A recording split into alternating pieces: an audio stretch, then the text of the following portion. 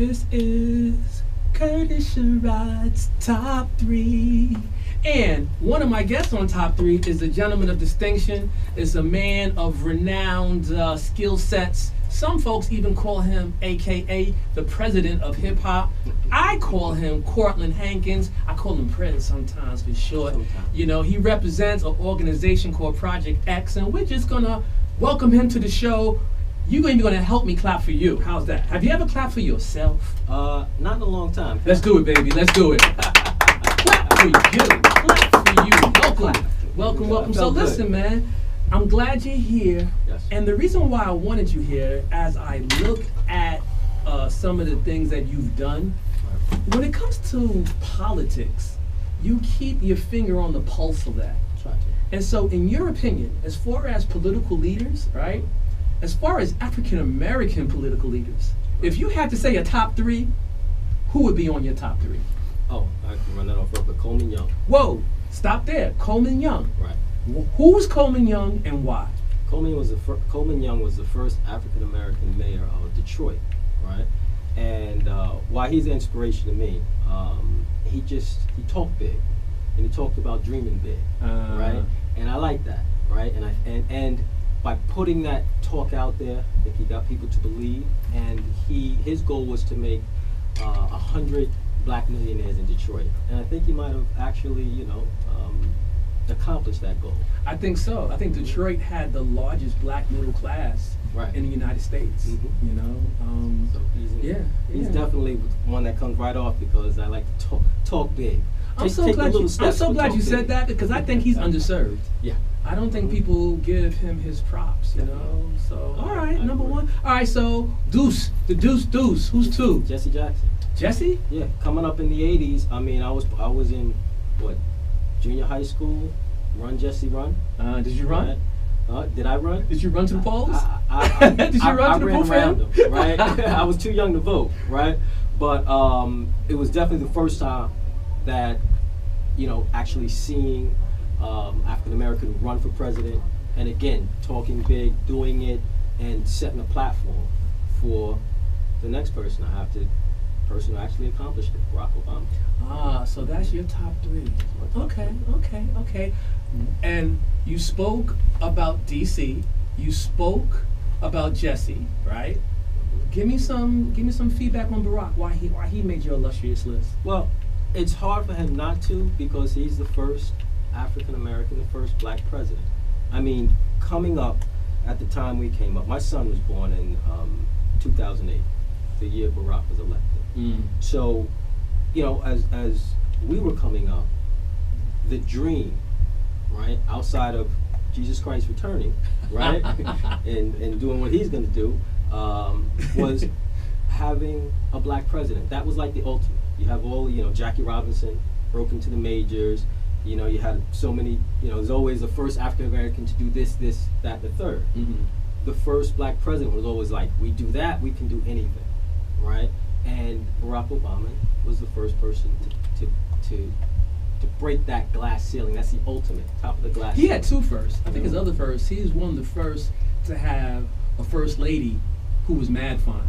I mean, even though Jackie O was fine too. I give Jackie O her props. I ain't gonna front. But not mad fine.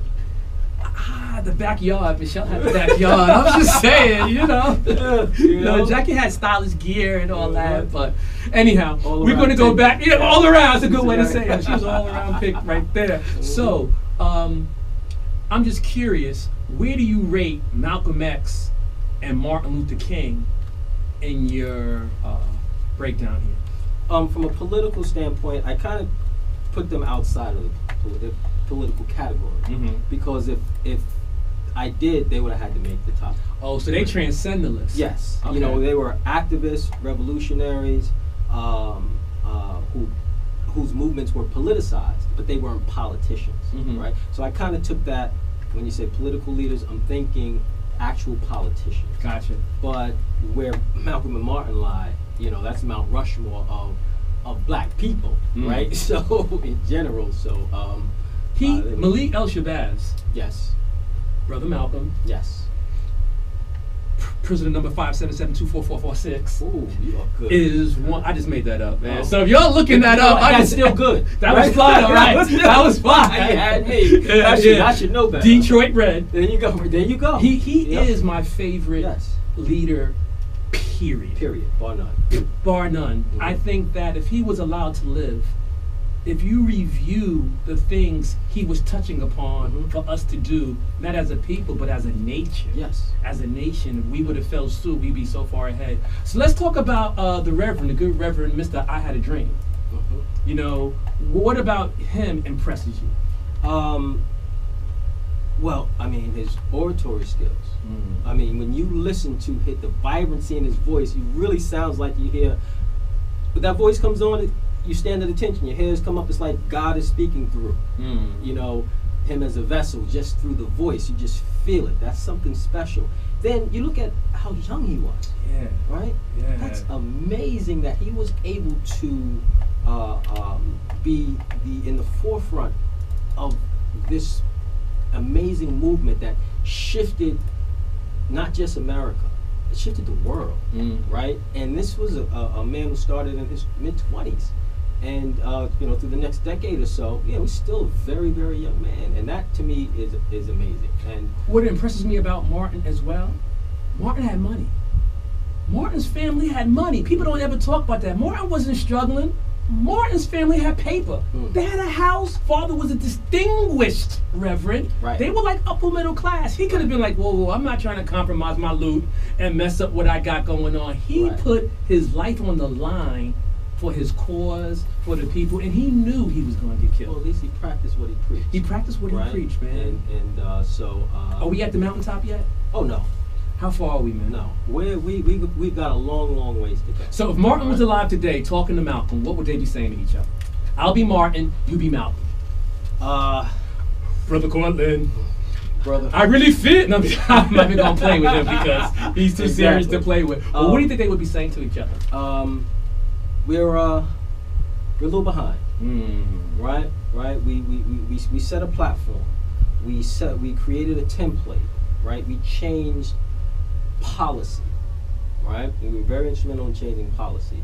But now, we've rested on our laurels a little too much. Right? And what we really need to do is think more